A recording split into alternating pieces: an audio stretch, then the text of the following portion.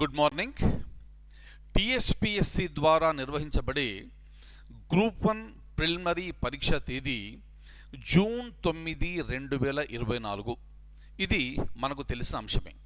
కాబట్టి మనం ఇప్పటి నుంచి గనక చూసుకుంటే మనకు అతి కష్టం మీద ఒక 50 రోజుల ప్రిపరేషన్ టైం మనకుంది. ఎందుకు ఈ విషయం చెప్తున్నాను అంటే, పరీక్షకు ముందు మనం ప్రిపేర్ అయ్యే విధానం ఎలా ఉంటుందో ఆ విధానాన్ని బట్టి మనం ఇక్కడ క్వాలిఫై అయ్యే అవకాశాలు ఎక్కువగా ఉంటుంది. కాబట్టి ఈ షార్ట్ టైంని జాగ్రత్తగా ఉపయోగించుకోకుండా ఎవరైనా స్టూడెంట్ కనుక ఈ టైంలో కన్ఫ్యూజ్ అయ్యి అయోమయ స్థితికి గురవుతే అక్కడ పాస్ అయ్యే అవకాశాలు తగ్గిపోతాయి. కాబట్టి అటువంటి అయోమయం కానీ ఎటువంటి కన్ఫ్యూజన్ కానీ లేకుండా ఉండడానికి ఏం చేయాలి, రైట్? సో ఇది పూర్తిగా సెల్ఫ్ ప్రిపరేషన్కి సంబంధించింది. అంటే మీరు మీ స్టడీ రూమ్లో కూర్చొని ఒక ప్రణాళిక నేను చెప్పినట్టు వేసుకొని దాని ప్రకారంగా ప్రిపేర్ అవుతే ఇక మీకు ఎటువంటి కన్ఫ్యూజన్ ఉండదు. మీ ప్రిపరేషన్ మొత్తం కూడా ఈ 50 రోజుల్లో చాలా స్మూత్గా మీకు సాగుతుంది. ఇది ప్రతి ఒక్క అభ్యర్థికి ఉపయోగపడే అంశం. క్లియర్? చూడండి, ఇక్కడ ఈ ప్రణాళిక మనం ఇప్పుడు మాట్లాడుకోబోయే ప్రణాళిక అంతా కూడా ఇప్పటి వరకు సిలబస్ మొత్తాన్ని కనీసం ఒక్కసారి చదివిన వారికి పూర్తిగా ఉపకరిస్తుంది. సో వారికి పూర్తిగా ఉపయోగపడుతుంది. సో ఏ విధంగా ఉపయోగపడుతుందో మనం చూద్దాం. మనం సిలబస్ కనుక జాగ్రత్తగా చూస్తే మనం మాట్లాడేది కేవలం ప్రిలిమినరీ పరీక్ష గురించి. Preliminary syllabus TSPSC group 1 preliminary syllabus చూస్తే దాంట్లో మనకు 13 ఏరియాలు కనిపిస్తున్నాయి. 10 + 3 13 ఏరియాలు మనకు కనిపిస్తున్నాయి. ఈ 13 ఏరియాలకి మనం ఇప్పటి నుంచి రోజుకు కనీసం 8 గంటల చొప్పున కేటాయించవలెను. Very very very very important. 8 hours కాదు, అంతకంటే ఎక్కువ నాకు వీలవుతుంది అంటే చాలా చాలా సంతోషం. 9, 10, 11, 12 గంటల వరకు ఒకవేళ మీకు వీలవుతే మాత్రం ఆ విధంగా మీరు దీన్ని ఎక్స్పాండ్ చేసుకోండి. కానీ మన ప్రణాళిక ప్రకారం మాత్రం కనీసం 8 గంటలు ప్రతిరోజు ఇప్పటి నుంచి మీరు చదవవలసి ఉంటుంది. క్లియర్? ఆ విధంగా చూసుకుంటే మనది 50 రోజుల ప్రణాళిక కాబట్టి 50 రోజులు ప్లస్ రోజుకు 8 గంటల చొప్పున మన దగ్గర ఉన్న నెంబర్ ఆఫ్ అవర్స్ 400. ఈ 400 గంటల్ని సమర్థవంతంగా ఎలా ఉపయోగించుకోవాలి? క్లియర్? ఇలా ఉపయోగించుకోవాలంటే మీ అందరి దగ్గర ఈ టీఎస్పీఎస్సీ గ్రూప్ 1 ప్రిలిమినరీకి సంబంధించిన ఆ మెటీరియల్ కానీ బుక్స్ కానీ మీరు రాసుకున్న నోట్స్ కానీ అన్నీ ఉన్నాయని మనం భావిస్తాం. ఎందుకంటే ఇన్ని రోజులు మీరు సీరియస్గా చదివారు కాబట్టి డెఫినెట్గా ఇవన్నీ కూడా మీ దగ్గర ఉంటాయి. క్లియర్? సో వీటన్నిటిని దృష్టిలో పెట్టుకొని మనం ఇక్కడి నుంచి ముందుకెళ్తే ఇక్కడ ఎలా ప్రిపేర్ కావాలి అన్నది మనం చూస్తాం. క్లియర్? ఎన్ని గంటలు అన్నాం మనం? రోజుకు 8 గంటలు అన్నాం. ఈ 8 గంటల్లో మనం ఏం చేస్తున్నాము అంటే ఈ నెంబర్ 1 పాయింట్ ఏదైతే ఉందో అది మనం కలపడం లేదు. ఇక్కడ నేను ఐటమ్ నెంబర్ 13 అని ఇచ్చాను. ఐటమ్ నెంబర్ 13 అంటే మనకు సిలబస్లో ఇచ్చిన 13 అంశాల్లో 13వ నెంబర్. అది లాజికల్ రీజనింగ్కి సంబంధించింది. కాబట్టి మనం మాట్లాడుకునే ఈ 8 గంటల్లో దీన్ని దయచేసి పక్కకు పెట్టండి. 8 గంటలు కాకుండా మరొక 30 నిమిషాలు ప్రతిరోజు మీరు ప్రతిరోజు ఖచ్చితంగా ఈ అంశం పైన మీరు కేటాయించండి. మీరు ఎప్పుడు కేటాయిస్తారు, ఎలా కేటాయిస్తారో మీ ఇష్టం. ఉదాహరణకు చూడండి, మీరు మార్నింగ్ 4 గంటల నుంచి 8 గంటల వరకు చదువుకుందాము అనుకుంటారు. ఒక 4 గంటలు అయిపోయింది కదా. అలాగే సాయంత్రం 6 నుంచి 10 వరకు చదవాలి అనుకుంటారు. లేదా ఇంకా మీకు ఎక్కువ టైం ఉంది అంటే మీ అనుకూలంగా, అంటే మీరు కొంతమంది పూర్తిగా ప్రిపరేషన్కు టైం కేటాయిస్తే కొంతమంది జాబ్కు వెళ్ళేవారు ఉంటారు. కాబట్టి మీ టైమ్స్కు అనుకూలంగా ఈ ఫ్లెక్సిబుల్ ప్లాన్ ఒకటి ఏర్పాటు చేసుకొని రోజుకు కనీసం 8 గంటలు తగ్గకుండా ప్రిపరేషన్ ఉండాలి. ఆ 8 గంటల్లో ఈ ఐటమ్ నెంబర్ 13 మనము కలపటం లేదు. అంటే 8.5 గంటలు కదా అనొచ్చు. కానీ ఈ హాఫ్ అన్ అవర్ మీరు అంతకంటే ఎక్కువ అవసరం లేదు. ఇక్కడ జాగ్రత్తగా ఇచ్చిన అంశాలన్నింటినీ కూడా రోజు బాగా ప్రాక్టీస్ చేయండి. చేయడం వలన అక్కడ ఎగ్జామినేషన్లో ఈ క్వశ్చన్స్ మీరు ఈజీగా ఆన్సర్ చేస్తారు. మీరు ఈ క్వశ్చన్స్ కనుక చూస్తే స్టాండర్డ్ బాగా పెరిగింది. ఈ స్టాండర్డ్ బాగా పెరిగినప్పుడు కట్ ఆఫ్ అనేది డ్రాస్టిక్గా తగ్గుతుంది. మరి కట్ ఆఫ్ డ్రాస్టిక్గా తగ్గినప్పుడు గ్యారంటీగా అక్కడ మనం పాస్ కావాలి అంటే కొన్ని అంశాల మీద ప్రత్యేకంగా మనము శ్రద్ధ అనేది వహించాలి. దాంట్లో ఒకటి ఈ లాజికల్ రీజనింగ్. మీరు రోజు హాఫ్ అన్ అవర్ కనుక ఈ టాపిక్స్ అన్నీ అంటే రోజు ఒక హాఫ్ అన్ అవర్ కేటాయించుకొని ప్రాక్టీస్ చేస్తే చివరి వరకు మీరు టచ్లో ఉంటారు. ఇక ఎగ్జామినేషన్ హాల్కి వెళ్ళిన తర్వాత లాజికల్ రీజనింగ్కి సంబంధించినవన్నీ కూడా మీరు దాదాపుగా ఈజీగా మీరు చేసే అవకాశం ఉంటుంది. క్లియర్? కాబట్టి మనకున్న 13 అంశాల్లో ఈ ఐటమ్ నెంబర్ 13 లాజికల్ రీజనింగ్ని ఈ 8 అవర్స్లో కలపడం లేదు. 8 అవర్స్ కాకుండా ఇంకో హాఫ్ అన్ అవర్ మీ ఇష్టం వచ్చినప్పుడు మీరు కేటాయించుకోండి, కానీ రోజు ఇది ఖచ్చితంగా చేయాలి. ఇక రెండో అంశం ఏమిటంటే చూడండి, please see that it is not part of 8 hours daily schedule. Daily schedule మనం 8 అవర్స్ అని పెట్టుకున్నాము, లేదు ఎక్కువ అంటే మీ ఇష్టము, ఆ పాయింట్ చెప్పాను. ఈ 8 అవర్స్లో మనకు లాజికల్ రీజనింగ్ మనం కలపడం లేదు. అంటే 13లోంచి మనం 12కి వచ్చేసాం. ఇక 12 తర్వాత మనకు ఐటమ్ నెంబర్ 1 అండ్ 2 దాంట్లో ఏమున్నాయి అంటే అంశం, సిలబస్లో ఇచ్చిన అంశం. ఐటమ్ అంటే ఫస్ట్ సెకండ్ టాపిక్స్. దాంట్లో కరెంట్ అఫైర్స్, ఇక రెండవది ఇంటర్నేషనల్ రిలేషన్స్ ఉన్నాయి. First item, second item. దీనికి మీరు ఏం చేస్తారంటే రోజు కనీసం 1 గంట మీరు కేటాయించండి. 8 గంటల్లో 1 గంట దీనికి మీరు కేటాయిస్తే 7 గంటలు మనం మిగతా సబ్జెక్టులు పెట్టుకోవచ్చు. అయిపోయింది కదా? సో ఐటమ్ నెంబర్ 13 అయిపోయింది, ఐటమ్ నెంబర్ 1, ఐటమ్ నెంబర్ 2 అయిపోయింది.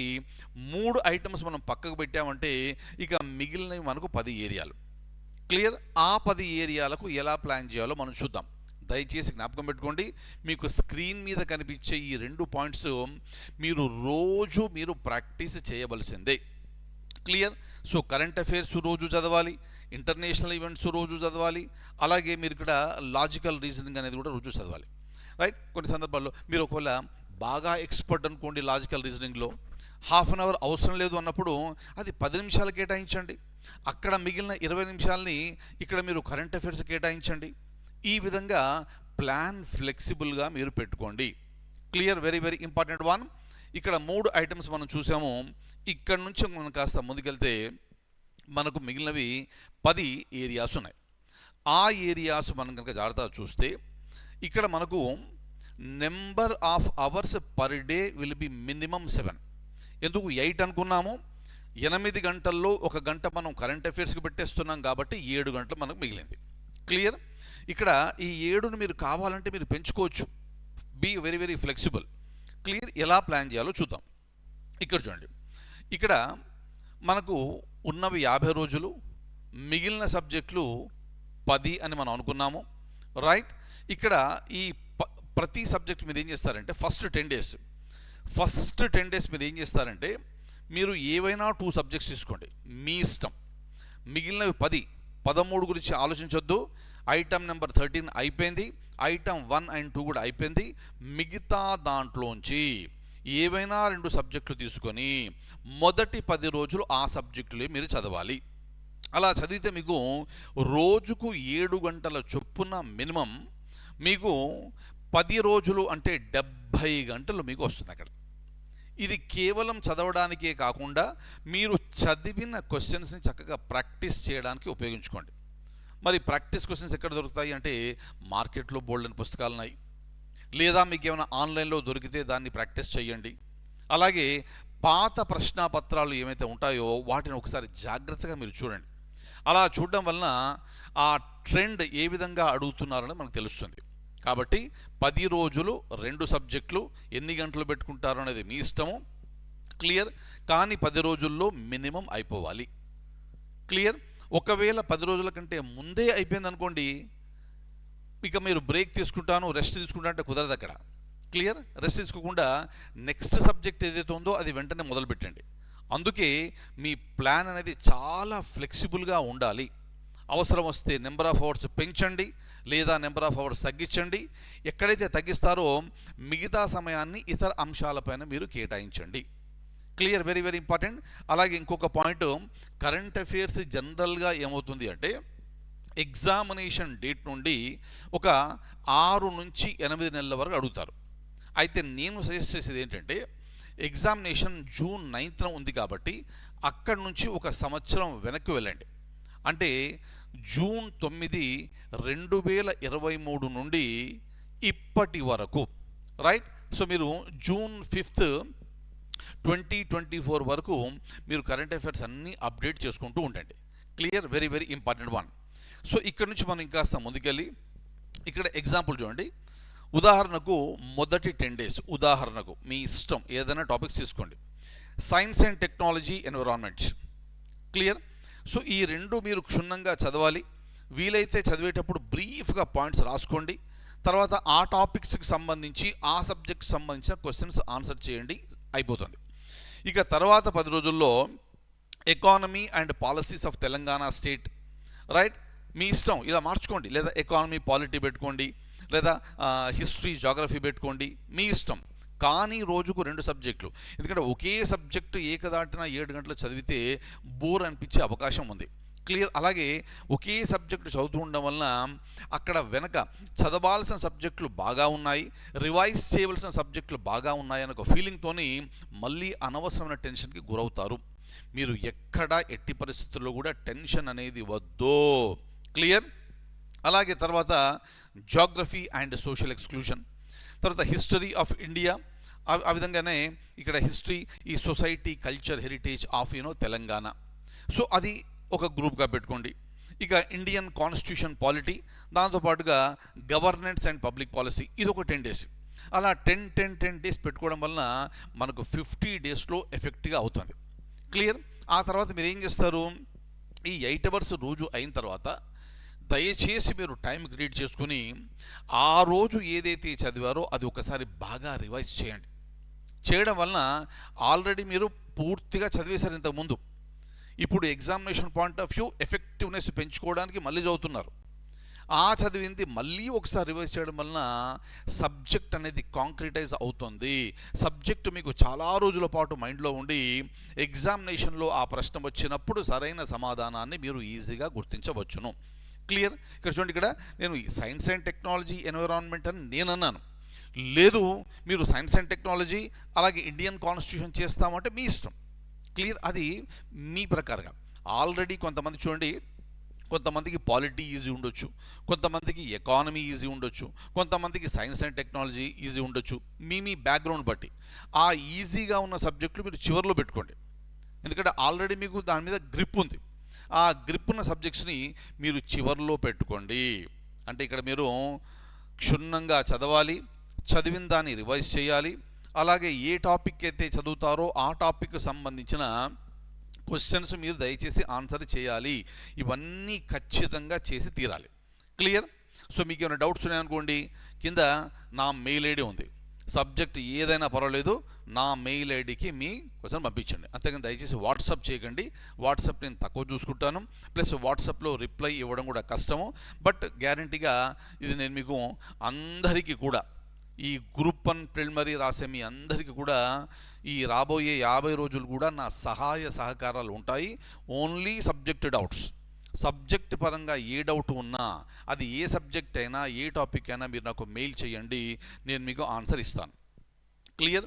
అలాగే చివరికి వచ్చేటప్పటికి మీకు టెన్షను అక్కర్లేదు, యాంగ్జైటీ అక్కర్లేదు.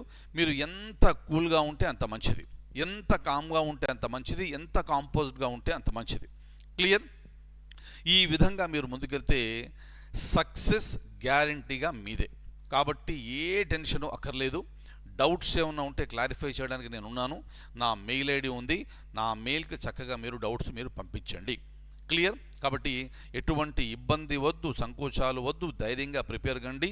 ఈ రాబోయే 50 రోజులు కూడా మీ అంతా మీరే ప్రిపేర్ అవుతున్నారు. మీ ఇంట్లో మీరే కూర్చొని, మీ స్టడీ రూమ్లో మీరే కూర్చొని మీరే చక్కగా ప్రిపేర్ అవ్వండి. లేదా మీ దగ్గర ఉన్న బుక్స్ ఏమైనా ఉంటాయో, డౌట్స్ వచ్చినప్పుడు ఆ టాపిక్స్ మీరు రివైజ్ చేయండి. లేదా వీడియోస్ ఏమైనా మీ దగ్గర ఉంటే, డౌట్స్ ఉంటే దాన్ని రివైజ్ చేయండి. క్లియర్? అంతేగాని గంటలు ఇలా వీడియోలు ఈ టైంలో చూస్తాము అంటే అది కుదరదు. లేదా క్లాసులకు వెళ్తాము అంటే ఈ టైం సరిపోదు మీకు. ఇప్పుడు అది ఆన్లైన్ అయినా ఆఫ్లైన్ అయినా ఇప్పుడు ఈ టైం అనేది సరిపోదు. ఆల్రెడీ ప్రిపేర్ అయిన దాన్ని కాంక్రిటైజ్ చేయాలి, దాన్ని బాగా రివైజ్ చేయండి. వీలైతే ఒకసారి లేదా 2 సార్లు, అది మీ ప్రిపరేషన్ లెవెల్స్ మీద ఆధారపడి ఉంటుంది. క్లియర్? సో మీకు ఏ డౌట్స్ వచ్చినా కూడా ఆన్సర్ చేయడానికి నేను ఇక్కడ సిద్ధంగా ఉన్నాను. దయచేసి మీ డౌట్స్ అన్నీ కూడా మీరు మెయిల్ చేయండి. క్లియర్? సో మీరందరూ కూడా ఎగ్జామ్ బాగా రాయాలని కోరుకుంటూ, ఈ ప్రిలిమ్స్ బాగా ప్రిపేర్ అయ్యి, బాగా రాసి పాస్ అయ్యి, ఆ తర్వాత మెయిన్స్ కూడా చక్కగా మీరు ప్రిపేర్ కావాలి. అప్పుడు మళ్ళీ ఒకసారి నేను ఆ టైంలో వచ్చి మీకు మెయిన్స్ ప్రిపరేషన్ సంబంధించిన స్ట్రాటజీస్ కూడా నేను తెలియజేస్తాను. Thank you so much and I wish you all very very very very good luck.